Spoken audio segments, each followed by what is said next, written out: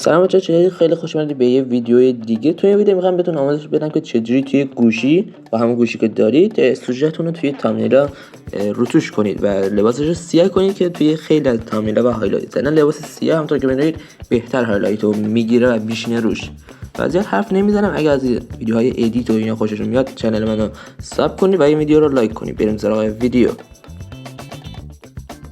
خب پروژمون رو استارت میزنیم و سوژه که میخوایم رو توی ABS Paint اد میکنیم. من برای اینکه توی آموزش بهتر ببینید سوژه پوتک رو میگیرم که همه این فایل‌ها توی تلگرام براتون گذاشتم. برای روتوش کردن در روتوش توی گوشی بلور کردن پوسته و برای این کار شما باید اول اون لایه رو دوتا میکنید و دوپلیکیت میکنید همونطور که توی ویدیو بهتون دارم نشون میدم و لایه دومو بینشون یه لایه دیگه باز میکنید که روش چیز کنید و این دکمه که میندازه روش رو میزنید. حالا الان اونو برمیداریم و میریم توی فیلترها و اون لایه بالایی رو فیلتر بلور میدیم که اون بلوره رو انجام بده برامون.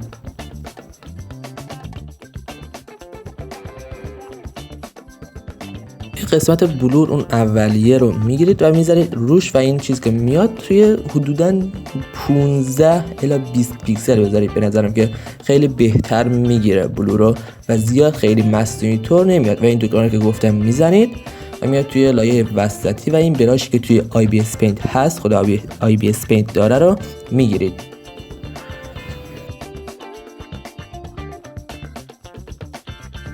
این براش که بهتون گفتم و وضوح رو تا آخر چیز میکنید میبرید بالا و شروع میکنید به زدن روی پوست و به همون براشه روی پوست میزنید دیگه و اینجوری باعث میشه که اون بلوری که بالا گذاشتید بیفته روی لایه پایینی و چین و چروک صورت بلور میشه و یه طور صافتوری میگیره.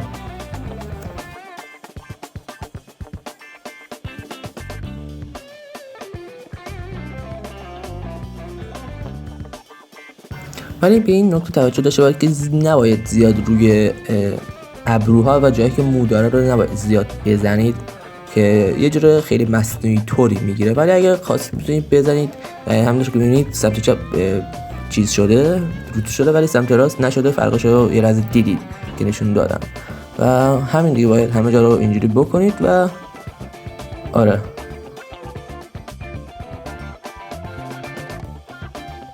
دور دماغم یادتون نره چون دور دماغ خیلی مهمه و چون وسط صورت خیلی یا به وسط سوژه زیاد توجه میکنن. یه چیز حسابی شده در خودم در نمیارم راستش. و لایه از بالا به پایین اون دکمه که گفتم میزنید دکمه که یه لایه میکنه و با هم دیگه ترکیب میکنید و در ادامه یه لایه میسازه و نوعش میزنید روی اوورلی و رنگ چیزاتون رو میذارید روی سفید و با اوپاسیتی کم و سایز بزرگ روی گردن یکم نورش رو زیاد میکنید و گونه ها و اینا رو بیشتر میکنید نورش رو. حالا سوژه که من انتخاب کردم نورش خودش زیاد لازم هم نیست البته.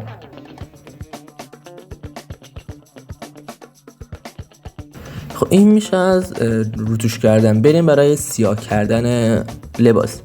این برای سیاه کردن کلی روش است. دوباره همون کاری که قبلا بهتون گفتم میکنید دوباره چیز میکنید ولی این بار از به جای افکت بلور یه افکت انتخاب میکنید که لباس رو تیره کنه. حالا این افکتی که دارم بهتون نشون خوب نیست. بریم این افکتی که الان میبینید میزنید روش و کانتراست یکم کم میکنید که رنگ لباس یکم طبیعی طور بگیره و خیلی مصنوعی نشه دیگه.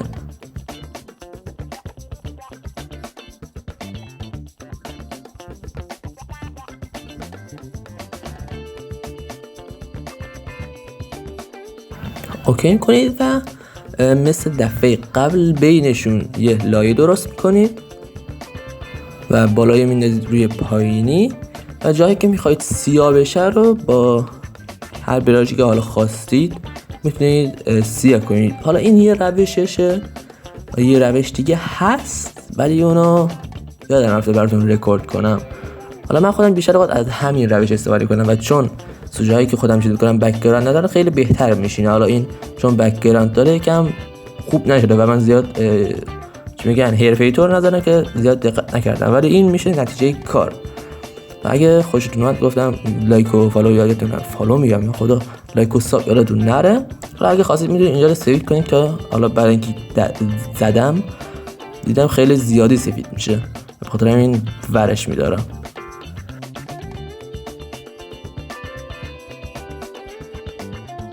حالا باید طبق تامنیلی که دارید درست میکنید این نورپردازی‌ها رو انجام بدید که یه حالت طبیعی طوری بگیره دیگه. حالا چون سوژه من بک‌گراند داره سیاه شدن لباسش، اون گوشه‌هاش لبه‌هاش یه طوری شده. حالا اگه اون هایلایت اینو بزنید درست میشه. و دوباره میگم اگه از ویدیو خوشتون اومد و به کارتون اومد لایک و سابسکرایب یادتون نره.